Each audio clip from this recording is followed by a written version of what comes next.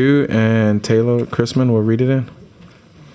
Thank you, Mr. Chairman and members. Senate Bill 32 by Senator McMath, relative to prenatal care, to provide for the Prenatal Bereavement Care Initiative, to provide for the duties of the Louisiana Department of Health, to provide for funding, and to provide for related matters. Mr. Chairman, there is a set of technical amendments with this instrument.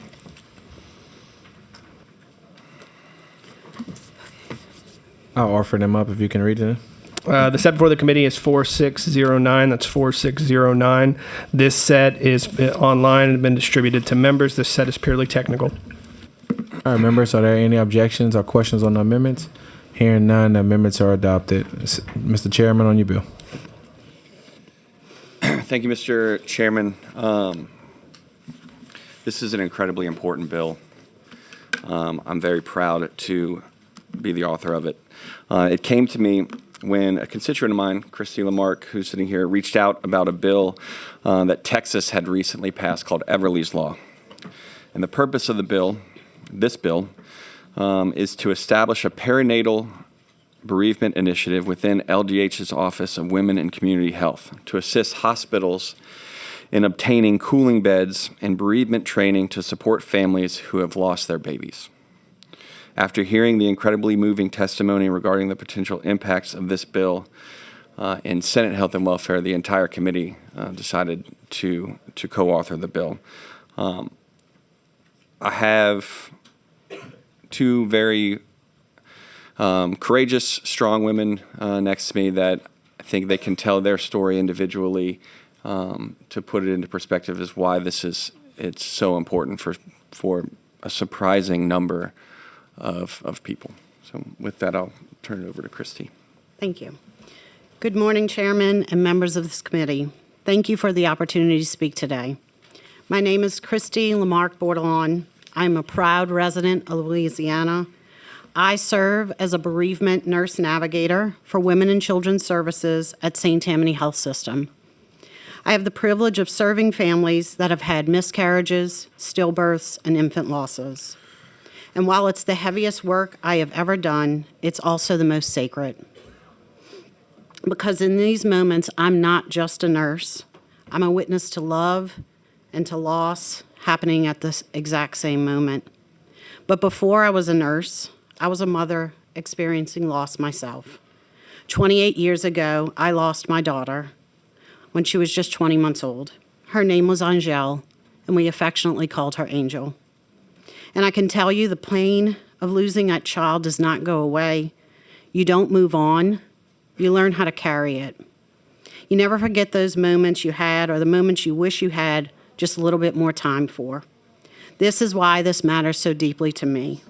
Most parents never imagine that they will leave the hospital without their baby.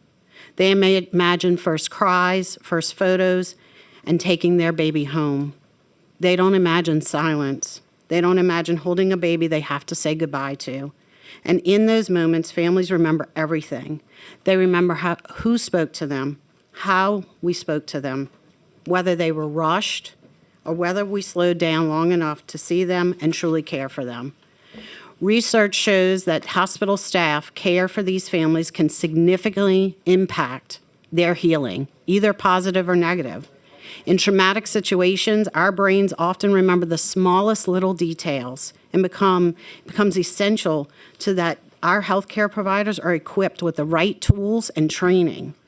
Our current data shows that 1 in 4 pregnancies end in miscarriage, and about 21,000 stillbirths happen every year in this country. And we know that between 300 and 400 infants die before their first birthday in the state of Louisiana. Numbers don't tell that story, though. Those numbers are babies who are loved. They are wanted. Babies whose names may never be spoken outside of their family, but who matter deeply. One of the most meaningful things that we can give to these families is time. Time that they will never get back. Without infant cooling devices, families often are told that they just have a few short hours. In labor and delivery, we have 2 patients, the mom and the baby. Sometimes that mom may have a difficult, painful delivery or require anesthesia. The news alone that your baby didn't survive is traumatic. Without the infant cooling devices, families are often told they only have 2 or 3 hours with that baby. In the past, we have used ice packs to place around the baby in hopes that this would hold off and slow down the process. The ice would melt and the dignity of that baby would be compromised. But the devices like the caring cradle and cuddle cot, everything changes. Suddenly there's time to hold their baby, memorize their little faces, make handprints and footprints, siblings to meet their baby, grandparents to say hello, and time to sit and just love on that baby. Because even in loss, they're still parents. SB 32, Angel's Law, is about protecting time. It's about making sure that no family in Louisiana is forced to rush through goodbyes. It ensures that hospitals are equipped with tools they need and staff are trained to respond with compassion. That these families are supported in their loss, but also in the days and weeks to come.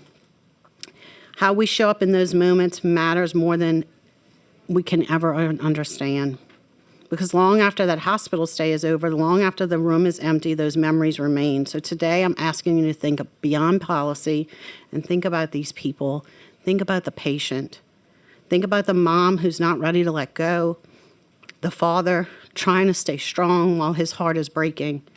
Think about the family who just needs a little more time. I was once that mother who would have given anything just for another moment. By supporting SB 32, you are giving them something they cannot create for themselves. You are giving time, dignity, and compassion. I understand that there's a cost associated with cooling devices, but this is the great state of Louisiana. And when we come together to honor the least of these, we say yes. We say yes, and we will be the second state in the nation that has this amazing law. We will lead the nation in bereavement law to place honor and compassion. Thank you for your time today. Hi, everybody. My name is Jamie Strahl, and I am the mother of Heidi Michelle Strahl.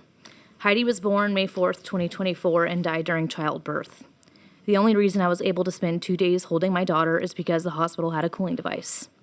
And today I'm here to ask that every family in Louisiana be given that same time. On May 4th, 2024, my life changed forever. I was 39 weeks pregnant and about to give birth to our firstborn baby. I had been having contractions all day, and when my water broke, I knew I would soon meet my baby. We had everything ready. The crib was ready, the car seat was ready, I was ready. My husband and I decided to keep the gender a surprise. I had imagined that moment over and over in my mind. I pictured my husband being the one to tell me if we had a little girl named Heidi or a little boy named James. I remember every detail of my labor. Everything seemed so normal. It was the middle of the night and I was exhausted, but the excitement of knowing I would soon meet my baby and hear my baby cry for the very first time kept me awake. I was told I would be pushing soon and that the doctor was on his way. 20 minutes later, my doctor arrived and I was told to push. 10 minutes later, my baby was born and I was full of excitement, but the room was silent. The nursery nurse handed me my baby and I was so confused. Why wasn't my baby moving? Why wasn't my baby making a sound? I handed my baby back to the nurse, and my doctor looked upset, but he never said a word. Minutes later, a neonatologist calmly walked in the room, and she tried to resuscitate Heidi. I remember laying there, thinking this couldn't be real, that my baby would be dead. How could this happen? It felt like I was watching a movie, except this was my life. About 20 minutes later, a nurse walked over to my husband and me and said the words that I will never forget. I'm sorry, but she didn't make it. That was the moment I learned that my baby was my sweet Heidi, that she was wrapped in a sweet, sweet little blanket and that she was perfect. I was shaking and in complete shock. Everything had been so normal. As far as I knew, my baby had been doing just fine. How could she have been alive when I was pushing, but now gone in my arms? My husband and I didn't know what to do. He stepped out of the room to call our parents and ask them to come to the hospital. I will never forget the moment he made that call. I could hear him speaking to my mom on the phone, and his voice sounded completely different. It was the sound of someone whose world had just shattered. He asked, "Can you guys come to the hospital?" And then there was a silence. And he then said the words that no parent should ever have to say. Heidi died during childbirth. I was still holding Heidi when they wheeled me into a different room. My nurse had me walk to the bathroom, and she immediately began explaining to me how to stop my milk from coming in. I remember thinking how strange it all felt. My body didn't know that there wasn't a baby to feed. Our parents arrived, and each of them held Heidi. I was still in shock. I didn't know what to do or what to say. Part of me wondered if I was still dreaming. And then my mother's instincts came in. I needed to hold my daughter. But only after a few hours, her body already started to change, and then her hands were becoming stiff. And I know this sounds a little morbid and alarming, but this is a reality parents face in these moments. Our bodies change after death, and I didn't know this until it was happening right in front of me, with my own daughter. When the nursing shift changed, our new nurse asked if I wanted a photographer to come to take photos of Heidi. I immediately said yes. I asked them to hurry. Heidi's hands were getting stiffer and stiffer, and I didn't want her body to change anymore because I had just met her. Shortly after, we were told we would be moving to a different room where there would be a cooling device for Heidi. At this time, I had no idea what that meant. But when they wheeled me into the room, I saw it, and it looked just like a bassinet, and it was going to give me something that I desperately needed: time. Time for the photographer to come, time for my family to come meet her, time for me to hold my daughter just a little bit longer. Once Heidi was placed in the cooling device, her body completely stopped changing. It felt like time had paused. My sister was in Dallas, and she immediately flew to Louisiana. Without that cooling device, she would have never met Heidi. Because we had kept the gender a surprise, we didn't have the right clothes for Heidi. I always imagined that if we were having a girl, I would have time to go shop for the sweetest little outfits and bows. The cooling device gave my family time to go buy an outfit that was perfect for Heidi. And it gave me time to be her mom. I was able to dress her, I held her, we read her books. My husband held her and slowly swayed with her back and forth in the hospital room. Fathers dream about the day that they will dance with their daughter at their wedding. My husband will never get that moment, but because of the cooling device, he was able to dance with his little girl just once, right there in the hospital room. We were also given time to make incredibly difficult decisions. Decisions about funeral homes, whether we would be going forward with an autopsy, and time to begin processing the shock that we would not be taking our baby home with us. That cooling device allowed us to be parents, even if it was only inside of a hospital room. When the time finally came to leave the hospital, I hugged Heidi for the very last time. We were able to say goodbye on our own terms. Before we left, we were given a memory box with her handprints, footprints, a lock of her soft hair, and the blanket that she was wrapped in when I first held her. I didn't get to take Heidi home, but I was given the chance to love her, to hold her, and to be her mom for 2 days. 2 days may not sound like a long time, and I understand that, but when it's the only time that you're ever going to have with your child, it means everything. Those 2 days are some of the most precious memories of my life. Next week, on May 4th, we will celebrate Heidi's second birthday in heaven. We celebrate it privately, just our family at her grave. We bring lunch, we sit with her, and look through photos of her.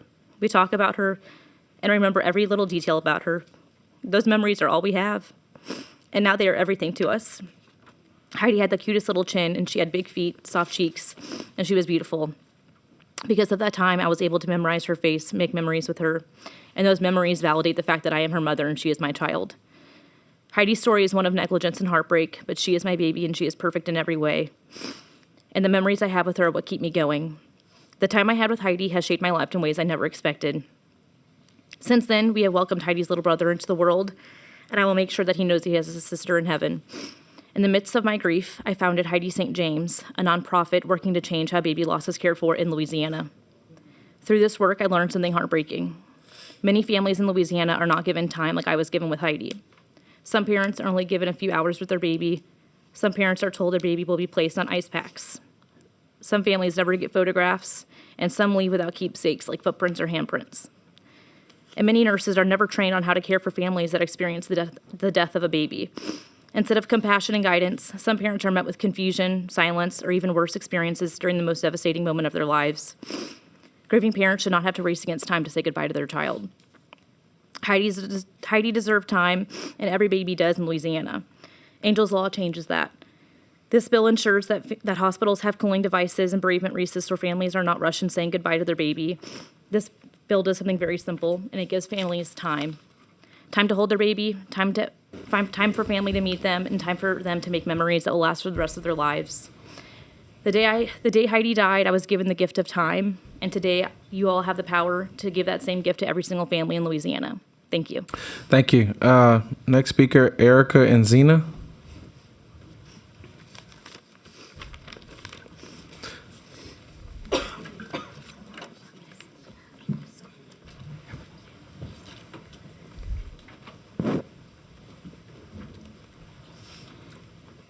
Just before you speak, remember you have 3 minutes. Whenever you hear the beep, that's 3 minutes is up. Yes, sir. Good morning. My name is Erica Enzina, a policy director for Louisiana Right to Life. And of course, as an organization, we always support initiatives like this that would recognize the humanity of life at all stages, even when the outcomes aren't what we hope. You don't normally see me in this capacity, and I have to be honest, being here days away from giving birth, testifying on this bill is both surreal, terrifying, and also an honor because personally I can testify to the need and benefit of this initiative. I'll share very briefly my experience in this space, but really just to give context to the other gaps that this bill would fill. There are many moments burned into my memory of delivering my baby who had died in utero.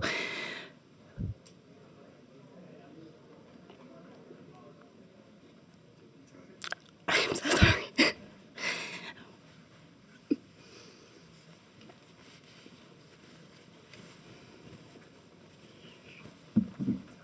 Oh, thank you. I'm so sorry. For example, the nurse that ripped off I can come back if somebody else wants to speak, or I can try to go through. Okay. For example, the nurse that ripped off the fetal monitor from the bed before settling me in, saying, "Oh, we won't need this." Or the painful stab every time the lullaby came on over the loudspeaker. A precious sound I had relished in several times before, but was just salt in an open wound. Or the nurse who came in and reflexively said congratulations, only to very quickly realize that congratulations were not in order. My husband and I were fortunate that our hospital did have a cooling cot so that we could spend time with our precious little son, Andy, and keep his fragile skin and body intact while we grieved in this very short window of time that we had with him. I'm also so lucky that many friends reached out on my behalf to local organizations that help with healing and with burial in this type of situation. But I've since learned of many families who did not have that luxury. And in the past several years since our Andy did pass away, my husband and I have been reached out by friends from across the state asking what to expect. You know, I remember my doctor saying, "We just don't see this. We never see this. I can't explain what happened." But in the time since then, we have met with dozens of families who have experienced the exact same thing that we have and have had very different outcomes in the hospital in terms of what resources were available. I'll end just by saying that the resources this initiative compels can have enormous impact on families throughout Louisiana. And unfortunately, like the two ladies already said, this is way more common than we would believe. And so we, as an organization, and I personally, wholeheartedly support this initiative. And thank you for dealing with me.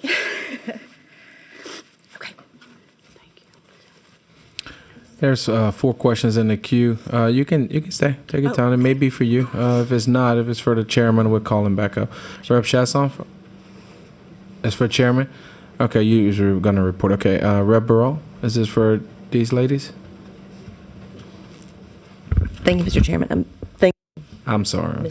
I'm sorry. To both, that's okay. Just the comment really is to all of you for your bravery. Thank you. Deeply thank you. What you're doing is important for us to hear, but more importantly for all the moms that you're speaking for and the families. And I did have a little bit of, I hear the other side of this. I think you all know that my husband's an obstetrician, so I hear a lot of the other side of this. And this is all incredibly important in the hospital setting. I hope that as we have the conversation, as the commission is created, that there will also be a conversation about training and resources in the outpatient space as well. There's a lot of times that moms get that news in the clinic before they're even in the hospital, and they're surrounded by moms, just like in the hospital, who are there for healthy visits. So just hope that we'll remember that, and thank you very much. I'm deeply sorry for your loss, but thank you for taking what has happened and turn it into something to help other moms. And you already moved. Thank you, Rep. Burrell. Rep. Chasson? Yes, sir. Thank y'all for coming and sharing your story. You didn't have to do that. You didn't have to. In this setting, publicly, amongst everyone, like the bravery that it takes, I don't have to tell you, but I still want to thank you for sharing your stories today from the bottom of my heart. And I'll just add, thank you for giving us the opportunity. I assume I can speak on behalf of these two ladies as well, but it's such an honor to speak about our babies that we don't get to share in other ways. So thank you. Rep. Spell. Yes, thank you, Chairman. Thank you, all three of y'all, for being here today. I've witnessed the value of these cooling cots, not for myself, but for people that I love. And one thing that I want to make sure that we highlight, along with all the things that y'all have mentioned today, it's the time that you receive as a parent. It's space and time to know your child, right? And that's tremendous. And it offers a lot of healing for the grief that really never goes away, as I understand it. But one thing that I've seen that's been beautiful is that siblings of this child gets to meet their baby brother or sister. And that is tremendous for the family. And so I thank y'all for your testimony here today. And I thank y'all for mentioning your children's names, Angel and Heidi. And I think this offers so much more space for us to observe and be aware of the grief that families go through. It puts it out that we all can share it, because I think sometimes it stays hidden. So thank y'all for bringing this and being a part of this process with Senator McMath. Thank you. All right, thank you. That is all the speakers. We will get Chairman McMath to come to the table and close.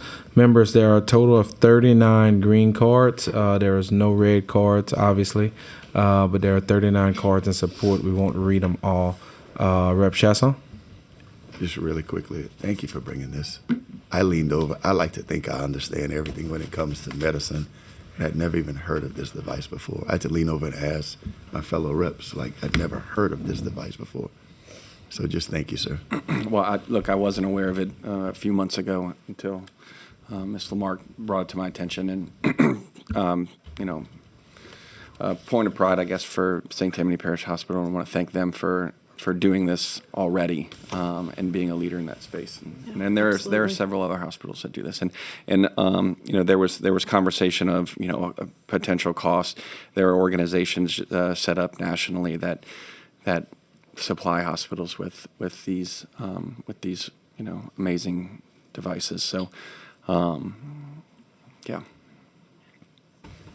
All right, members. Representative Chasson has made a motion to report Senate Bill 32 favorable with amendments. Are there any objections? Hearing none, Senate Bill 32 is reported favorable with amendments.